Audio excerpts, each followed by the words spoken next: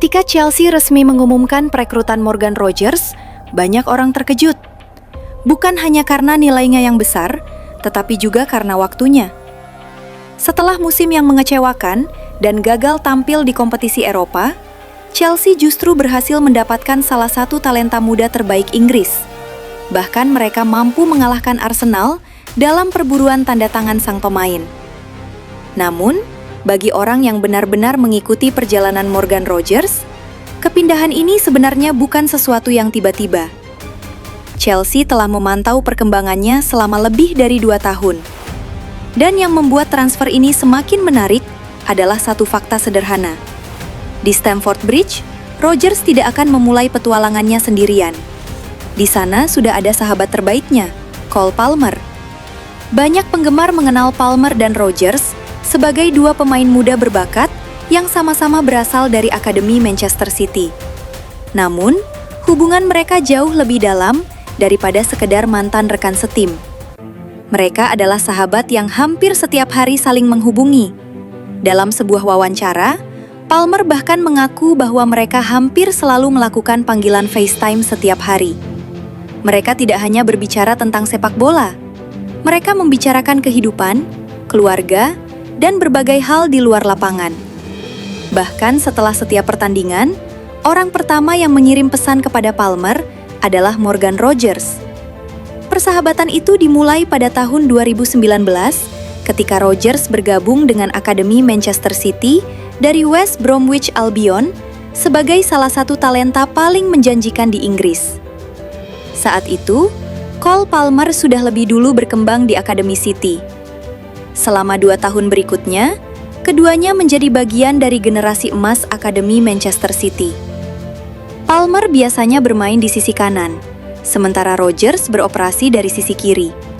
Kombinasi mereka menjadi mimpi buruk bagi pertahanan lawan.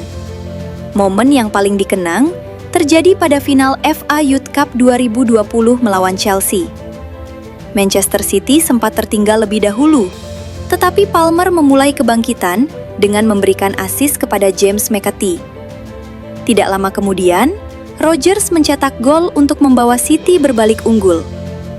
Setelah Chelsea kembali menyamakan kedudukan, Palmer akhirnya menjadi pahlawan dengan gol kemenangan yang memastikan Manchester City mengangkat trofi FA Youth Cup untuk pertama kalinya dalam 12 tahun.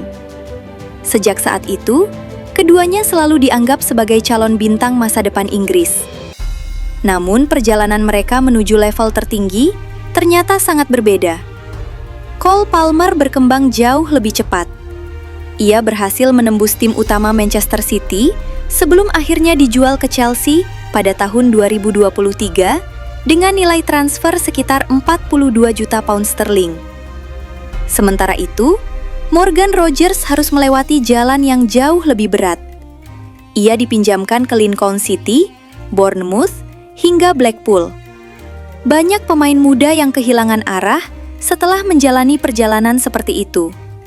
Namun Rogers memilih untuk terus bekerja keras. Kesempatan emas akhirnya datang ketika Middlesbrough merekrutnya secara permanen pada tahun 2023.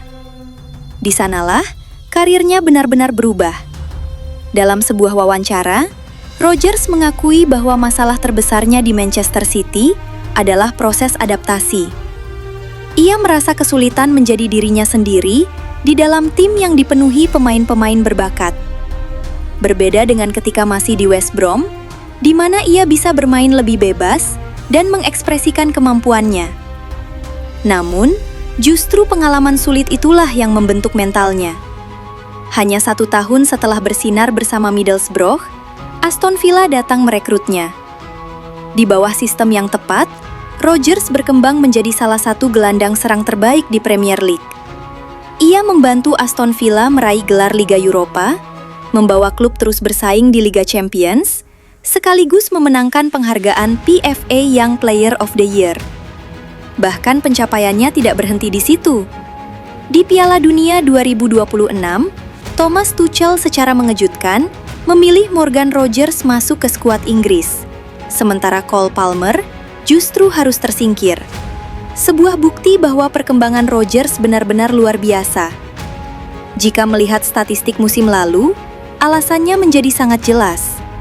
Rodgers menciptakan lebih banyak peluang per pertandingan dibanding Palmer. Ia juga lebih efektif menciptakan peluang dari permainan terbuka. Memang, Palmer lebih sering melepaskan tembakan dan melakukan tekanan tinggi. Tetapi Rodgers menawarkan sesuatu yang jauh lebih lengkap. Dengan tinggi hampir 190 cm, ia memiliki kombinasi yang sangat langka. Fisiknya kuat, kecepatannya luar biasa, kemampuan menggiring bolanya sangat baik, dan yang paling penting, ia mampu membawa bola dari tengah lapangan hingga memasuki area berbahaya seorang diri. Dalam 2 musim terakhir, Rodgers mencetak 31 gol dan memberikan 26 assist di semua kompetisi. Angka yang menunjukkan bahwa dirinya bukan sekedar kreator serangan, tetapi juga pencetak gol yang sangat produktif. Selain kemampuan individunya, ada satu hal yang membuat Chelsea benar-benar jatuh hati kepadanya, yaitu fleksibilitas.